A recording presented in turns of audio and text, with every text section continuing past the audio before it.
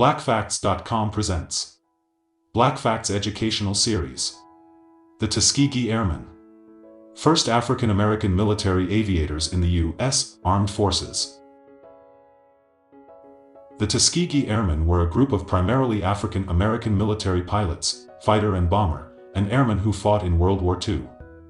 They formed the 332nd Fighter Group and the 477th Bombardment Group, medium, of the United States Army Air Forces, USAF. The name also applies to the navigators, bombardiers, mechanics, instructors, crew chiefs, nurses, cooks, and other support personnel.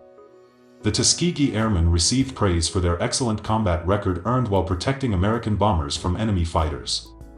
All black military pilots who trained in the United States trained at Griot Field, Kennedy Field, Moton Field, Shorter Field, and the Tuskegee Army Air Fields.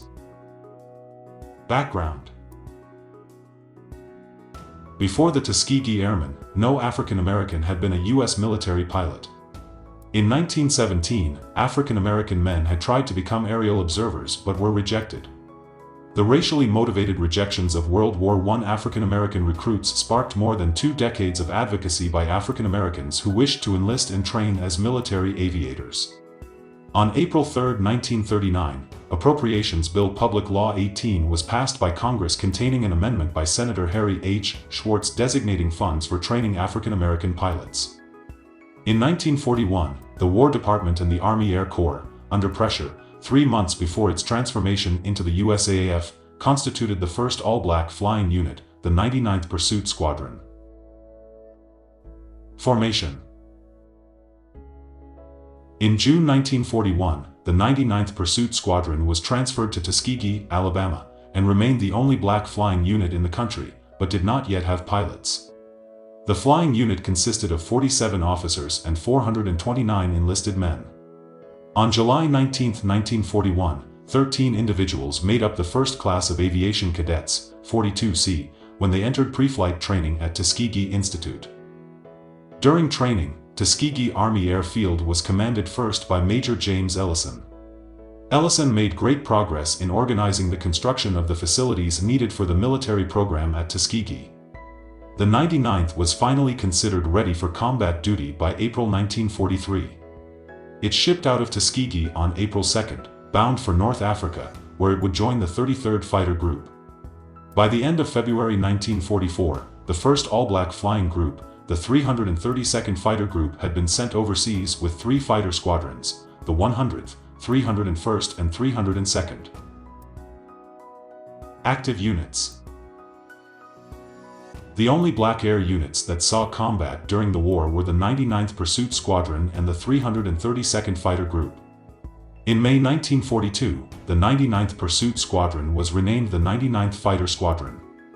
It earned 3 Distinguished Unit Citations, DUC, during World War II. Pilots of the 332nd Fighter Group earned 96 Distinguished Flying Crosses.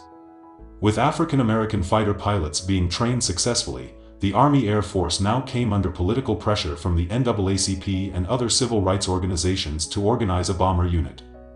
The 616th Bombardment Squadron was established as the initial subordinate squadron of the 477th Bombardment Group, an all-white group. It was activated on July 1, 1943, only to be inactivated on August 15, 1943. By September 1943, the number of washed-out cadets on base had surged to 286, with few of them working. In January 1944, the 477th Bombardment Group was reactivated as an all-black group. The 477th would go on to encompass 3 more bomber squadrons, the 617th, the 618th, and the 619th Bombardment Squadrons. The 477th was anticipated to be ready for action in November 1944. War accomplishments. In all, 992 pilots were trained in Tuskegee from 1941 to 1946. 355 were deployed overseas, and 84 lost their lives.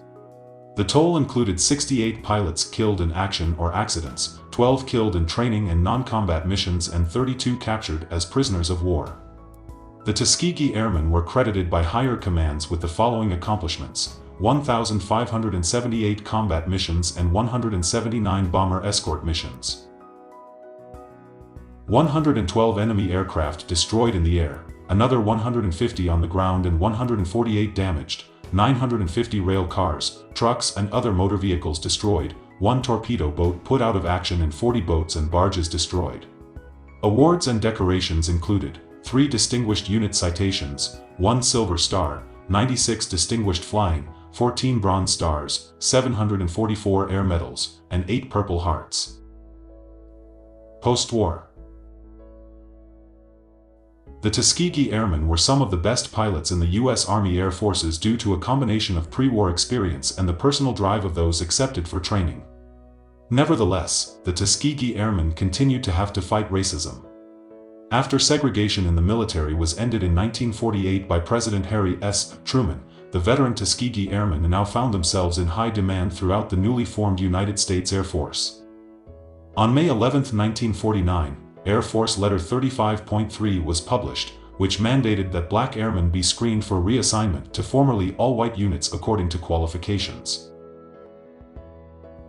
The Tuskegee Airmen were the first African American military aviators in the United States Armed Forces and were subjected to discrimination, both within and outside of the Army. On March 29, 2007, the Tuskegee Airmen were collectively awarded a Congressional Gold Medal at a ceremony in the U.S. Capitol Rotunda. The medal is currently on display at the Smithsonian Institution. Narrated by Timbuktu.